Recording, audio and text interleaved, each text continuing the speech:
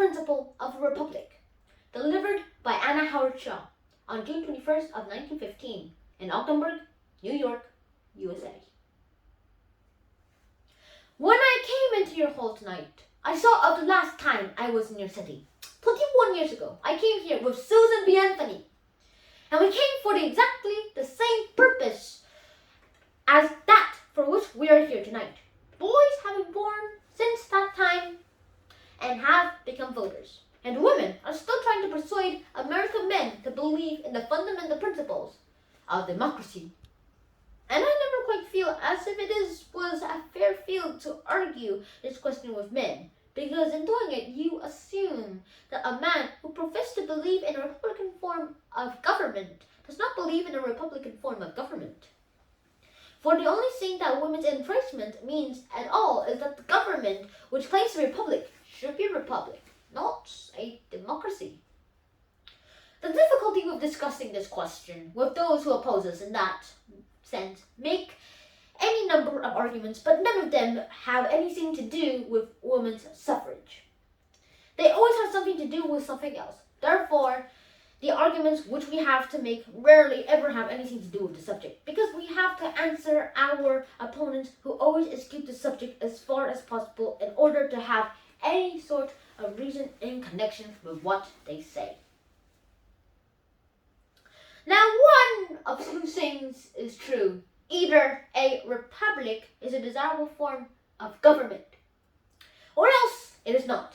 If it is, then we should have it. If it is not, then we ought to not pretend that we have it. We ought at least to be true in our deals, and the men of New York have for the first time in their lives the rare opportunity on the second day of next November of making the state truly a part of the republic. It is a great opportunity which has never come to the men of the state. They have never had so serious a problem to solve before. They will never have a more serious problem to solve in the future of our nation's life. And the thing that has troubled me more than anything else in connection with it is that so few people realize what a profound problem we have to solve on November 2nd. It is not merely a trifling matter. It is not a little thing that does not concern the state. It is the most vital problem we could have.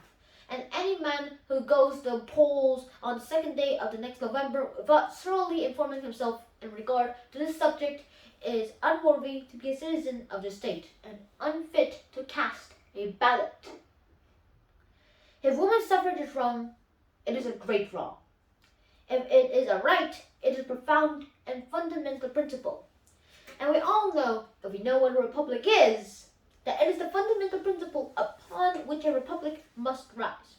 Let us see where we are as people, how we act here, and what we think we are. The difficulty with the men of this country is that they are so consistent with their inconsistency that they are not aware of having been inconsistent.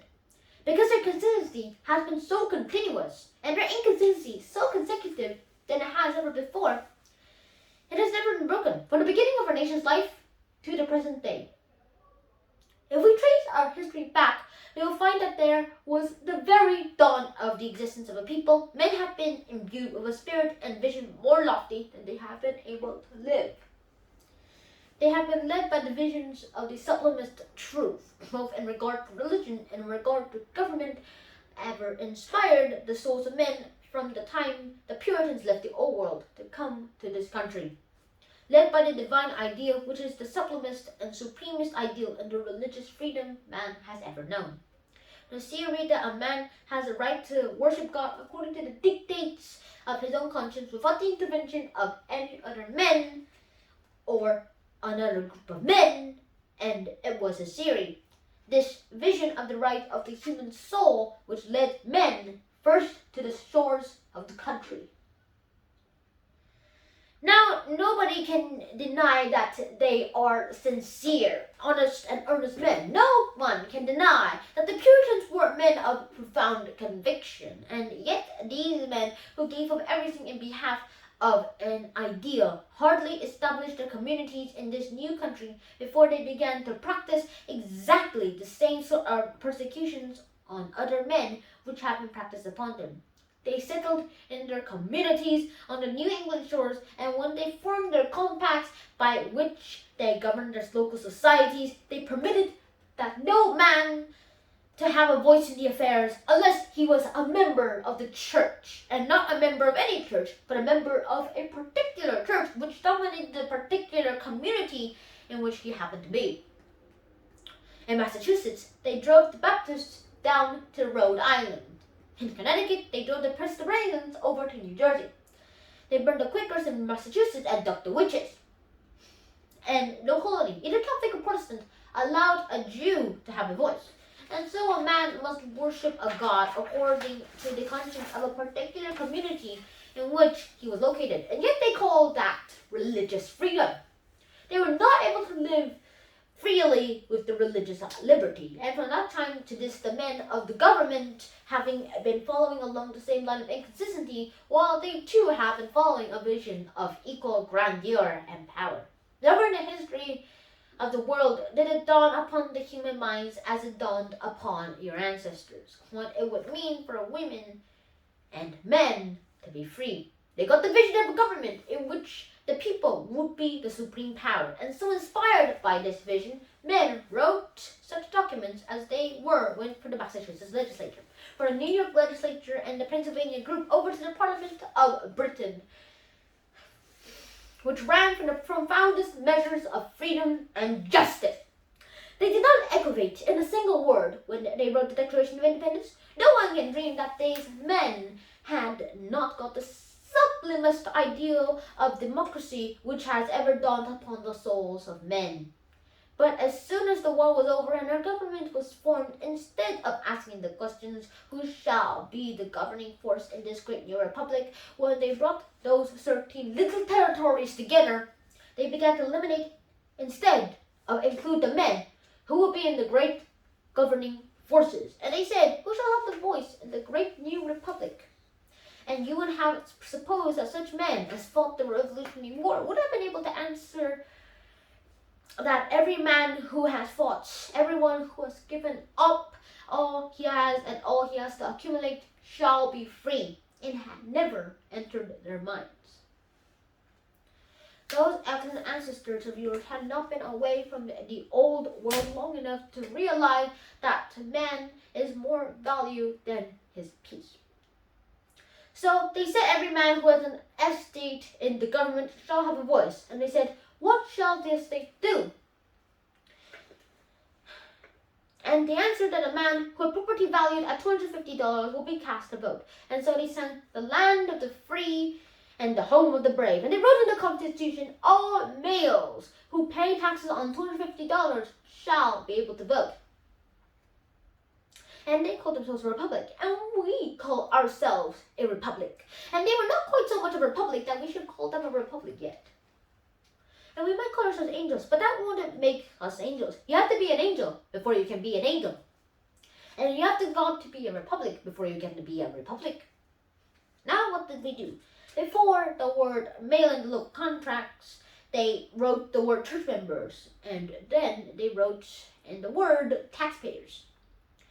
Then those arose a great Democrat, Thomas Jefferson, who looked down to this day and to the day when you and I are living and saw that the rapidly accumulated wealth in the hands of a few men would endanger the liberties of the people. And he knew what you and I know, that no power under heaven or among men is known in a republic by which men can defend their liberties except by the power of the ballot. And so the Democratic Party took another step in the evolution of the republic out of a monarchy and wrote the word taxpayer and wrote in the word white. And then the Democrats thought the millennium had come and they sang the land of free and the home of the brave. And as lustily as the Republicans had sung it before them and spoke of the divine right of motherhood and the same thrill in their voices, and at the same time they were selling mothers' babies by the pound on the auction block and mothers apart from the babies.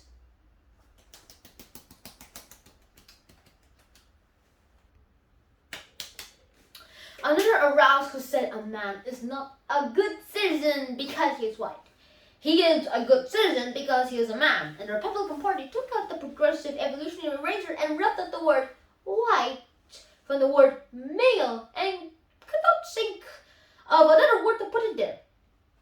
They were all in black and white, rich and poor, wise and otherwise, drunk and sober.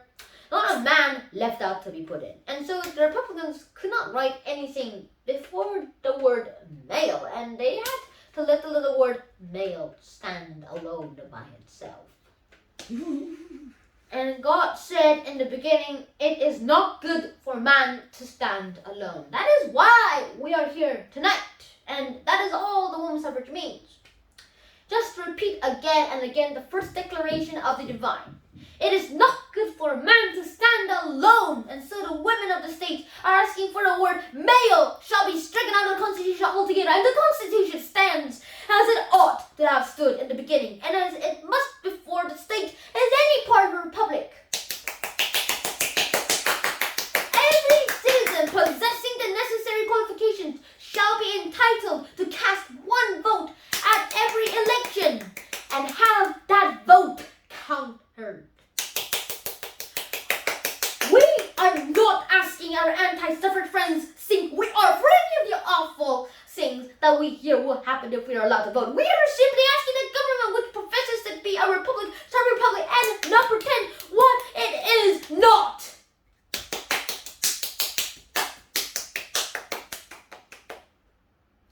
Now, what is a republic? You can take out your dictionary, encyclopedia, lexicon, or anything else that will work best for you, and look up the definition, and you'll find that republican is a form of government in which the laws are enacted by the representatives elected by the people.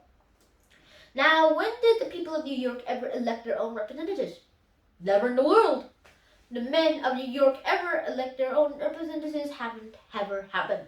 The men of New York have, and I grant you the men are people, have not elected representatives, but you never read a definition of republic in which half of the people elect representatives to govern the whole of the people. That is an aristocracy, and that is just what we are. We have been many kinds of aristocracies. We have been a hierarchy of church members, then an oligarchy of sex. These are two old series which are dying today. Dying hard, but dying. One of them is dying on the plains of Flanders and the mountains of Glacidia and Austria. And that is just a series of the divine right of kings. The other is dying here in the state of New York and Massachusetts, in New Jersey and Pennsylvania, and that is the divine right of sex. Neither of them had a foundation in reason or justice or common sense. Now, I want to make this a proposition, and I believe every man will accept it. Of course, he will if he is intelligent. Whether a Republican prescribes the qualifications as applying equally to all the citizens of the Republic. When the Republic says in order to vote, a citizen must be 21 years of age, it applies to all alike. There is no discrimination against any race or sex. When the government says that a citizen must be a native-born citizen or a naturalized citizen, that applies to all, whether either born or naturalized. Somehow other than we are here, whether the government says that a citizen, in order to vote, must be a resident of the country a certain length of time, and that the state a certain length of time, and of the nation a certain length of time, that applies to all equally. There is no discrimination. We might go further, and we might say that in order to vote, the citizen must be able to read his ballot. We have not gone that far yet. We have been very careful of male ignorance in the United States. I was much interested, as perhaps many of you, in reading the congressional record this last winter over the debate over the immigration bill and what the illiteracy cause was pronounced into the immigration bill.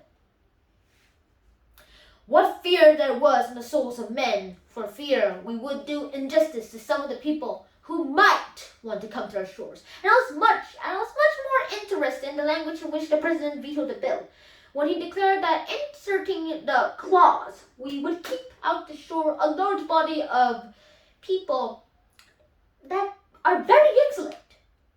I cannot help wondering then how it happens that male ignorance is so much less ignorant than the female ignorance. When I hear people say that if women were permitted to vote, a large body of ignorant people would vote, and therefore an ignorant woman would vote. No intelligent woman should be able to vote. I wonder why we have made it so easy for male ignorance and so hard for female ignorance.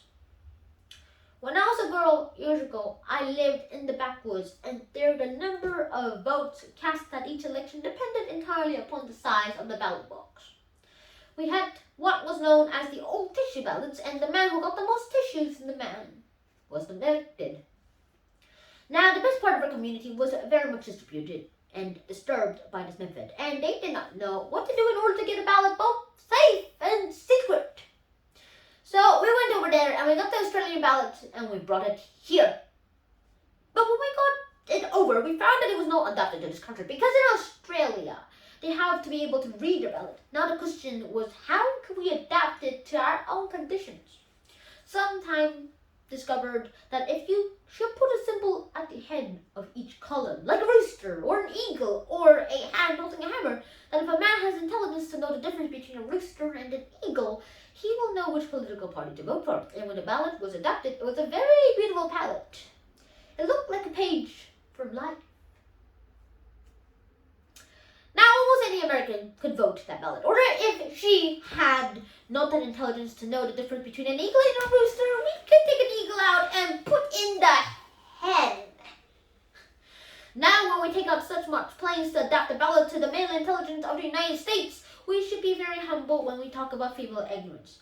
Now, if we should take a vote and the men had to read the ballot in order to vote it, more women could vote than men. But what the government says, not only that you must be 21 years of age, a resident of the community, and native born or naturalized, those are qualifications. But when it says that the elector must be male, that is not a qualification of a citizenship. That is an insurmountable barrier between one half of the people and other half of the citizens and their rights as citizens. No such nation can call itself a republic.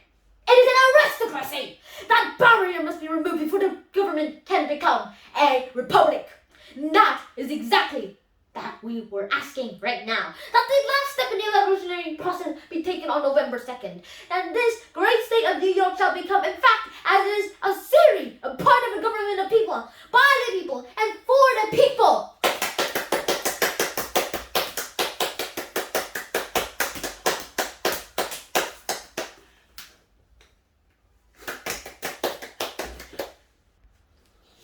Men know the inconsistencies themselves.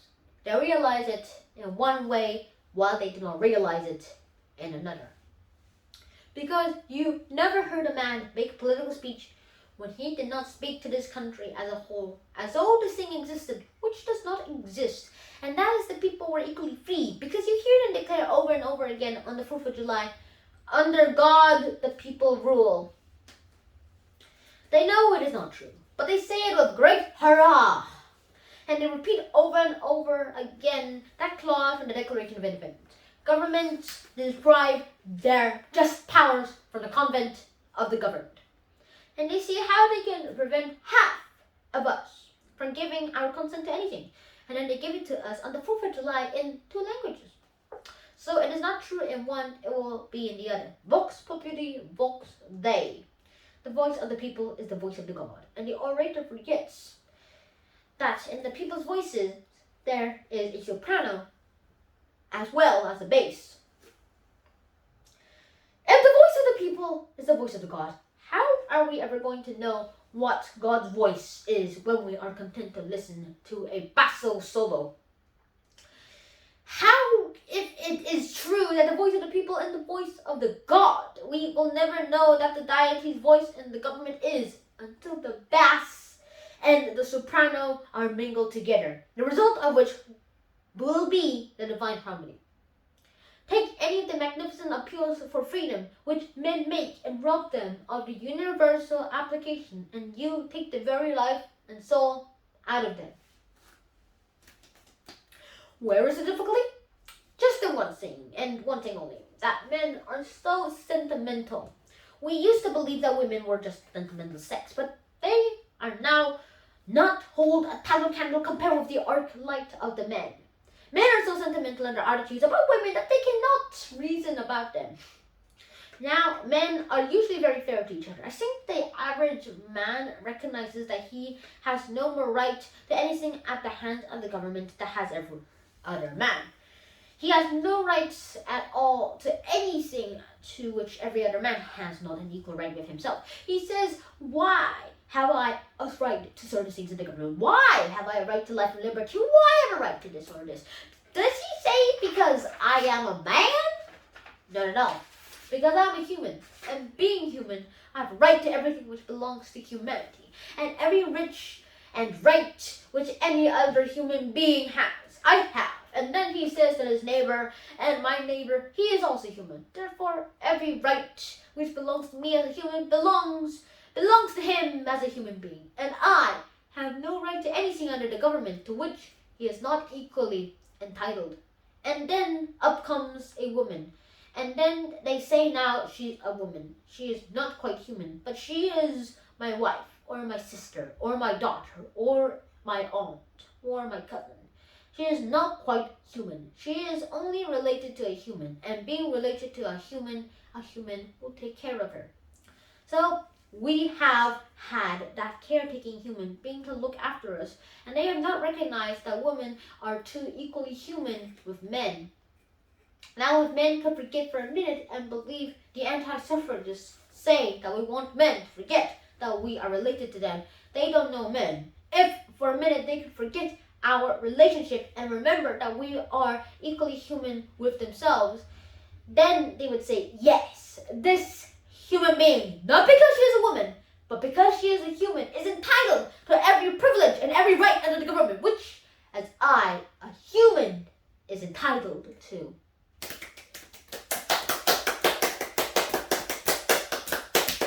The only reason men do not see as fairly in regard to women as they do in regard to each other is because they have looked down upon us from an altogether different plane when we have looked at men.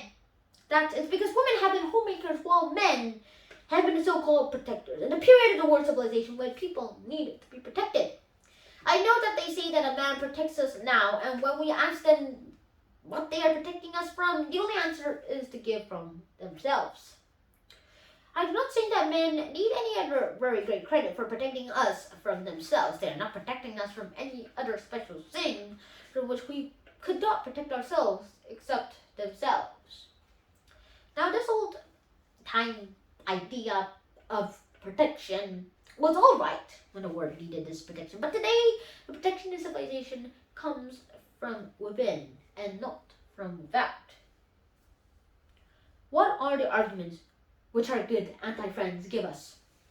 We know that lately they have stopped to argue and call suffragists all sorts of creatures. If there is anything we believe that we do not believe, we have not heard about them, so the cry goes out like this.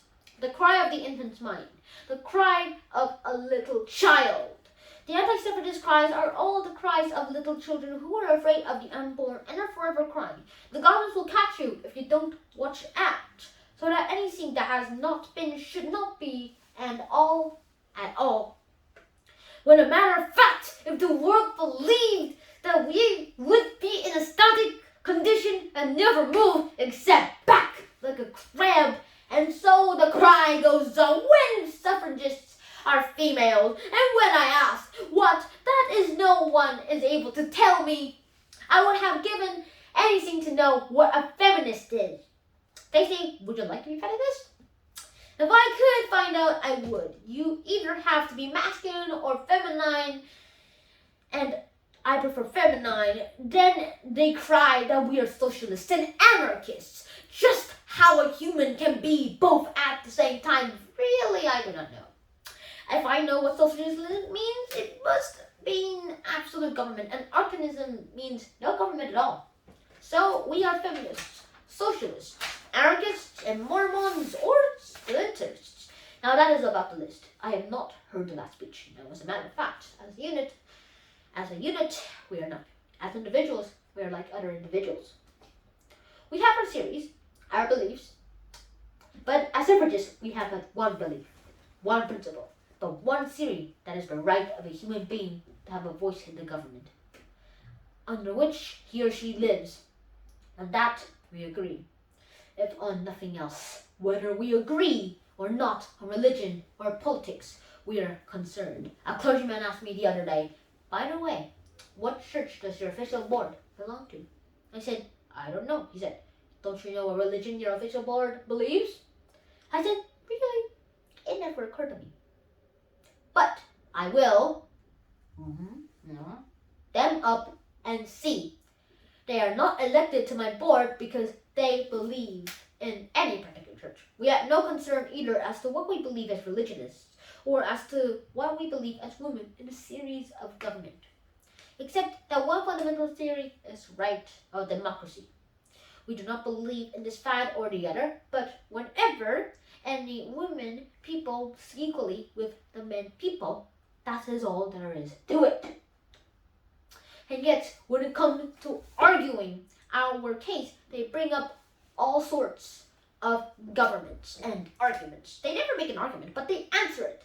When I asked to answer one of their debates, I said, what is the use? Divide up their literature and let them destroy themselves. I was followed up last year by a young married woman in New Jersey. She left her husband's home for 3 months to tell the woman that their place was at home and that they could not leave home long enough to go to the ballot box. And she brought all her arguments on pairs and backed them up by statistics. The anti-suffragists can gather more statistics than any other person I ever saw. And there's ducking no sleep and comments they will say, you cannot decide this because I never have these statistics here. Here are the figures. And the figures never lie. Well, they don't, but some liars figure. When they start out, they always begin to say, Shay started by proving that if it was no use to give the women the ballot, because if they did have a use in it, they would not use it. And she used statistics to prove it. If we would not use it, then I really cannot see the harm of giving it to us. We would not hurt anybody with it, and what an easy way for you to get rid of us. We would not hurt anybody with it, and what an easy way for you men to get rid of us. No more suffrage meetings, never any knocking you again. No one could blame you for anything went wrong with the town. If it did not run right, all you would have to say is, you have the power. Why don't you go ahead and clean it up? Then the young lady, unfortunately for her first argument, proved by statistics, of which she had many, the awful results which happened where women did have the ballot. What awful laws have been brought about by women's vote, the condition that prevail in the women's and the homes, and how deeply women get interested in politics, because women are hysterical and we cannot think of anything else. We just forget our families, cease to care for our children, cease to love our husbands, and just to go to the polls and vote and keep voting on for 10 hours a day, 365 days a year, never let it up. If we ever get to the polls once, you will never get us home, so that the women will not vote at all, and they will not do anything but vote. Now, these are two very strong anti-suffrage arguments, and they can be proven by figures, but then they will tell you that if women are permitted to vote, it will be at a great expense and no use, because wives will vote just as their husbands do. Even if we have no husbands, that would not affect the result, because we would vote just as our husbands would vote if we had one. How I wish the anti-suffragists could make the men believe that. If they could make men believe that women would vote just as they wanted them to. Do you think we would ever have to make another speech or hold another meeting? We would just have to vote whether we wanted it or not. And then the very one who will tell you that women will vote just as their husbands will do will tell you in 5 minutes that they will not vote what their husbands will, and then discord in the homes and the divorce. Why do you discover that in Colorado that more divorces than there were before women began to vote? But they have forgotten to tell you that there are 4 times more people in Colorado today as there were when women began to vote. And that may have some effect, particularly as these people went from the east. Then they will tell you all the trouble that happens in the home. A gentleman told me in California, and when he was talking, I had a wonderful thing pass through my mind, because he said that he and his wife had lived together for 20 years, and never had a difference in opinion the whole 20 years. And he was afraid if women began to vote, his wife would vote differently from him, and then that beautiful harmony with them for 20 years would be broken. And all the time he was talking, I could not help but wonder which was the idiot, because I knew that no intelligent human beings could live together for 20 years and not have a difference of opinions. All the time he was talking, I looked at the splendid type of manhood and thought, how would a man feel being packed up by a little woman for 20 years saying, me too, me too? I would not want to live in a house with a human being for 20 years who agreed with everything I said. The stagnation of a frog pond would be hilarious compared to that. What a reflection is that on men? And we should say about men, we would never hear the last of it. Now it may be that the kind of men, being the anti-suffragists, live with it, would never hear the last of it, and of that kind. But they are not the kind we live with, and we cannot do with it. Great, big, overgrown babies cannot be disputed without having a row. While we do not believe that men are saints by any means, we do believe that the average American man is a fairly good sort of fellow.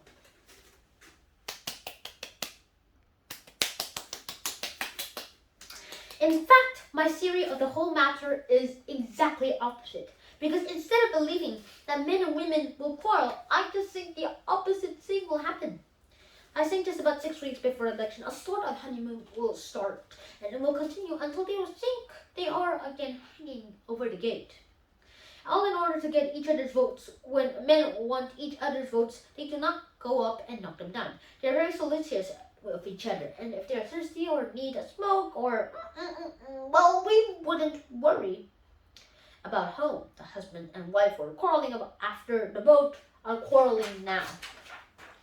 And the other believed that the women would not vote if they had a vote and would not do anything else, and would vote just as their husbands vote and would not vote like their husbands. That women have so many burdens that they cannot bear another burden, and the women are in their leisure class. I remember having Reverend Dr. Abbott speak about the anti-suffrage meeting in Brooklyn, and he stated that women were permitted to vote. We would not have so much time for charity and philanthropy. And I would like to say, thank God, there will not be so much charity and philanthropy. The end and aim of the suffrage is not to furnish an opportunity for an excellent old ladies to be charitable. These are two words that we ought to get along with. And they are charity and philanthropy. They are not needed in a republic. If we put in the word opportunity instead, that is what a republic stands for. Our doctrine is not to extend the length of our bread lines or the size of our soup kitchens. All we need is for men to have the opportunity to buy their own bread and eat their own soup. We women have used up our strength in full charities, and we have made more paupers than we have ever helped by the folly of our charities and philanthropies. The unorganized methods by which we deal with the conditions of society, and instead of giving people charity, we must learn to give them an opportunity to develop and make themselves capable of earning the bread. No human being has the right to live without toil of some kind. And that old theory that we used to hear, the world owes a man a living, never was true and never will be true. This world does not owe anybody a living. What it does owe to every human being is the opportunity to earn a living. We have a right to opportunity and then the right to huddle thereafter. We want it. No woman any more than a man has the right to live an idle life in this world. We must learn to give back something for the space occupied, and we must do the duty wherever duty calls. The woman herself must decide where her duty calls, just as a man does. Now they tell us we should not vote because we have not the time. We are so burdened that we should not have any more burdens.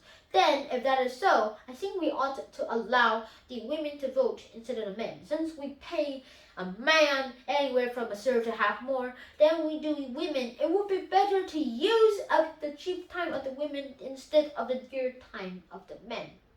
And talking about time, you would think it took about a week to vote. A dear good friend of mine in Omaha said, "No, Miss Shaw," and that was She held up her child in her arms. Is not this my job? I said, it certainly is. And then she said, how can I go to the polls and vote and elect my baby? I said, has your husband a job?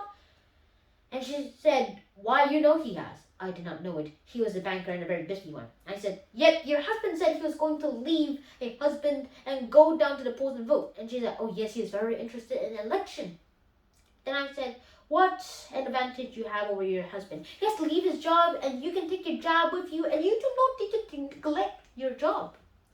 It's not strange that the only time a woman might neglect her baby is on election day. And then the dear old aunties hold up their hands and say, you have neglected your baby.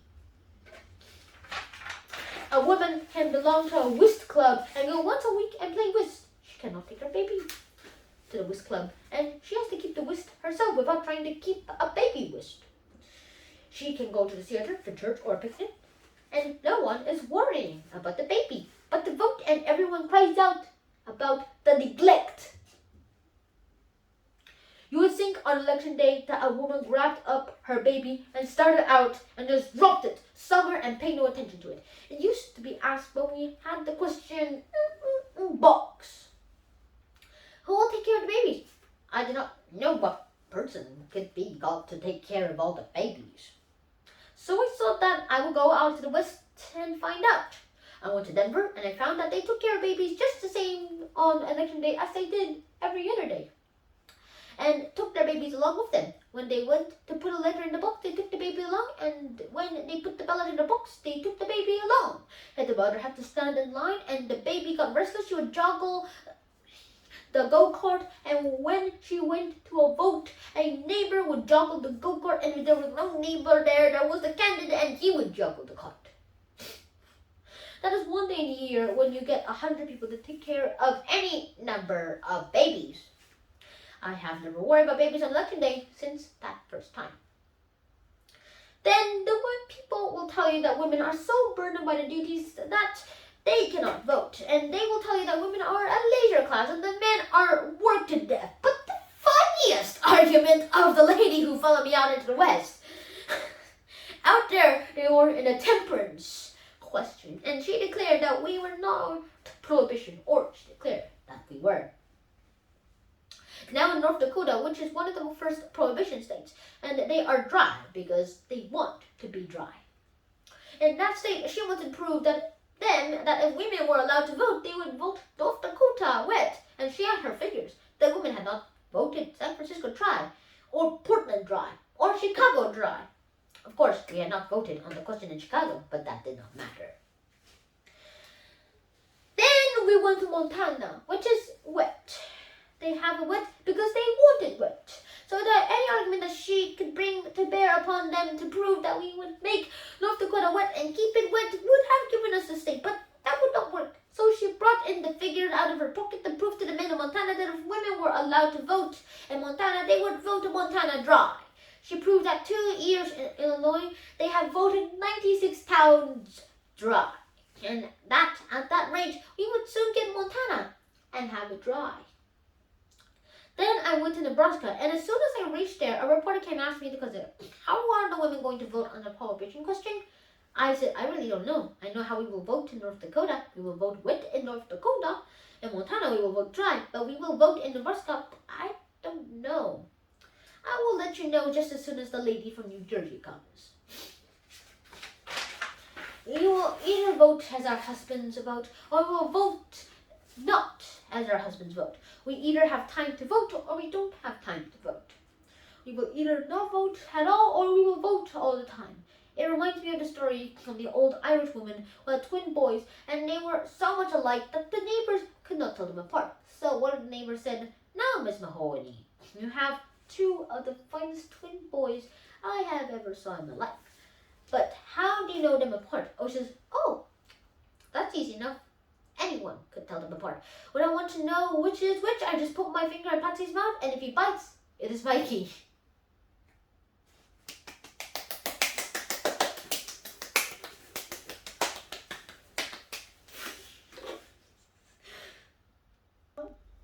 Now, what does it matter whether the woman will vote as their husbands do or will not vote? Whether they have time or have not, or whether they will vote for prohibition or not. What has that to do with the fundamental question of democracy? No one yet discovered. But they cannot argue on that. They cannot argue on the fundamental basics of our existence, so that they have to get off on one of those strike tricks to get anything approaching an argument. So they tell you that democracy is a form of government. It is not. But before governments were, it will prevail when government cease to be. It is more than a form of government. It is a great spiritual force emanating from the heart of the infinite, transforming human character until someday, in the distant future, man by the power and the spirit of democracy will be able to look back into the face of the infinite answer, as man cannot answer today. One is our Father, even God, and all the people we are children of one family. And when democracy has taken possession of human lives, no man will ask him to grant to his neighbor. Whether that neighbor be a man or woman, no man will be willing to allow another man to rise to power on his shoulders, nor will he be willing to rise power on the shoulders of another prostrate human being.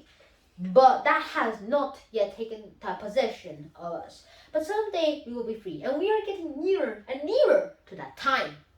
And never in the history of our country have the men and women of this nation a better right to approach it than they have today. Never in the history of the nation did it stand out so splendidly as it stands today. And never ought we men and women to be more grateful for anything than that there presides in the White House today, a man of peace.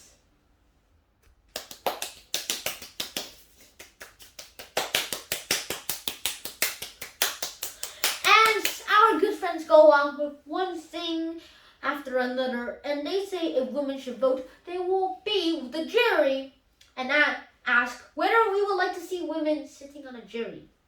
I have seen some juries that ought to be sat on, and I have seen some women that would be glad to sit on anything. When a woman stands up all day behind a counter, or when she stands all day doing a washing, she's glad enough to sit. And when she stands for 75 cents, she would like to sit for $2 a day. But don't you think we need some women on the juries in this country?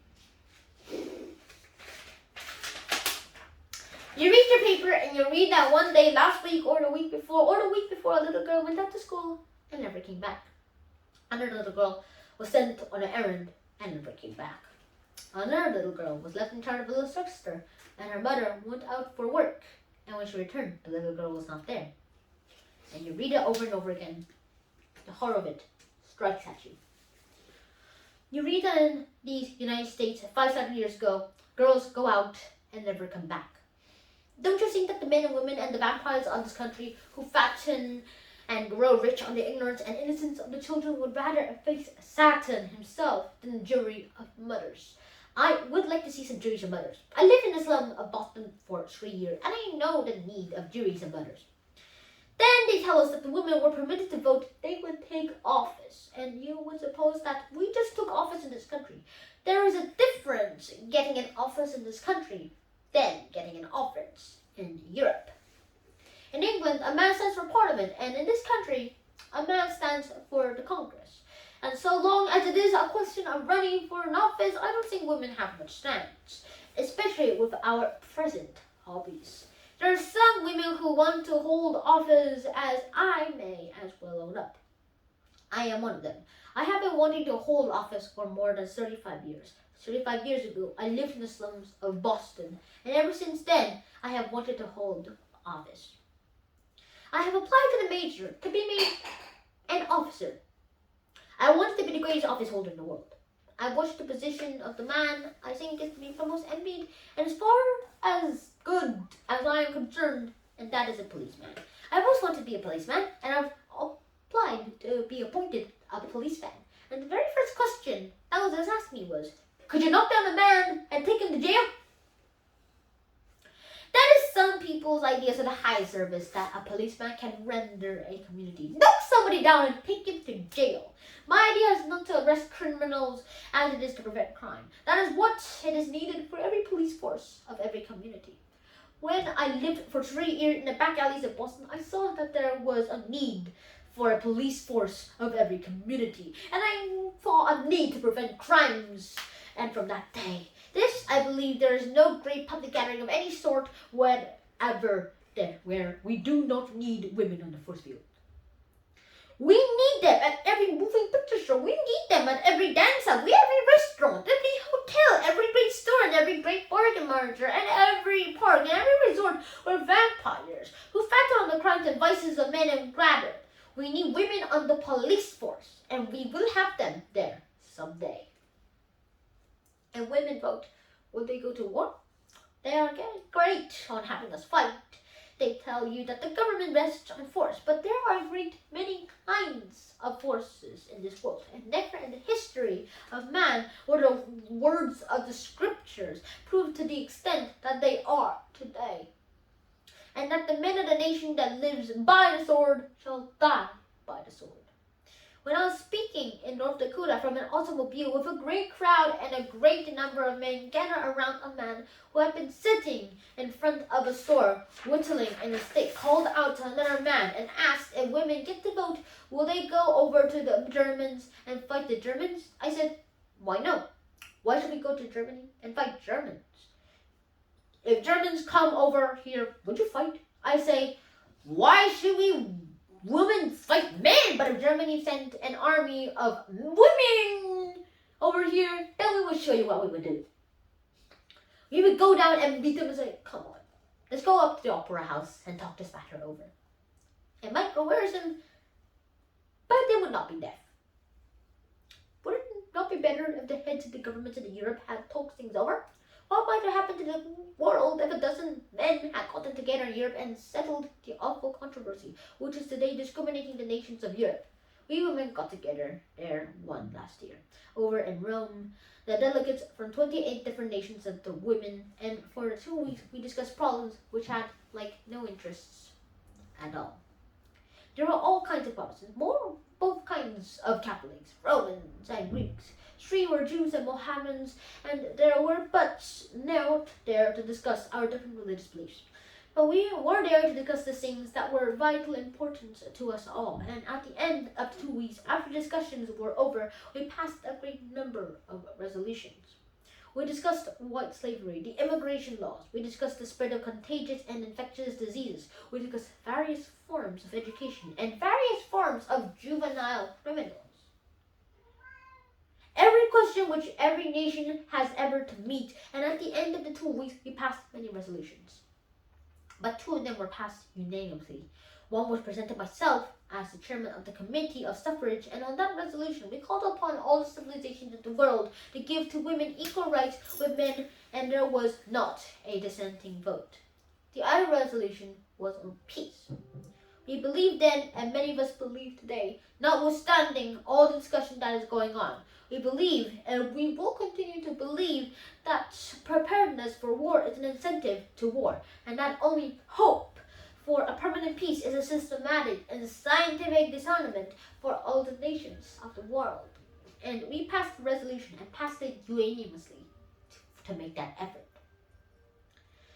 A few days afterward, I attended a large reception given by an American ambassador, and there was an Italian diplomat there, and he spoke rather supliciously and said, "You women think you have been a very remarkable convention, and I understand the resolution of peace was offered by the Germans. The French women seconded it, and the British presented it and carried unanimously. None of us had dreamed what was taking place at that time, but he knew what we learned before we arrived home. That awful thing was about to sweep over the nations of the world." The American ambassador replied to the Italian diplomat and said, "Yes, Prince, it was a remarkable convention. And it's remarkable saying that the only people who can get together internationally and discuss their various problems without autocracy and without a sword at side are women of the world. But we men, everywhere we go, even when we go to the house to discuss peace, we do not go without a sword dangling at our side. It's remarkable that even at this age, men cannot discuss international problems and discuss them in peace." When I turned them away from that place in North Dakota, that man in the crowd called out again just as we were leaving and said, "Well, what does a woman know about war anyway?" I had read my paper that morning and I knew what the awful headline was. I saw a gentleman standing in the crowd with a paper in his pocket, and I said, will that gentleman hold that paper up? And he held it up, and the headline read, 250,000 men killed since the war began. I said, you ask me what a woman knows about war. No woman can read that line and comprehend the awful horror. No woman knows the significance of 250,000 dead men. But you tell me that one man lay dead, and I might be able to tell you something of its awful meaning to one woman.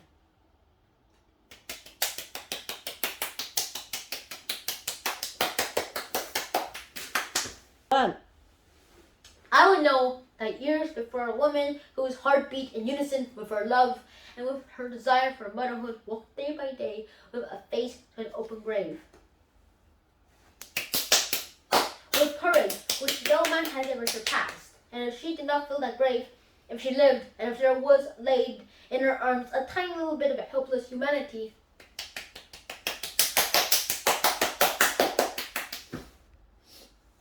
I would know that there went out from her soul such a cry of thankfulness as none save a mother could know. And then I would know what man has not yet learned, that women are human, that they have more human hopes and more human passions, aspirations and desires as men have. And I would know that that mother had laid aside all those hopes and aspirations for herself, laid them aside for her boy. And if her growing boy, and when at last he became a man, and she stood looking up into his eyes, and beheld him, bone of her bone and flesh of her flesh, for out of her woman's life she had carved 20 beautiful years that went in the making of that man.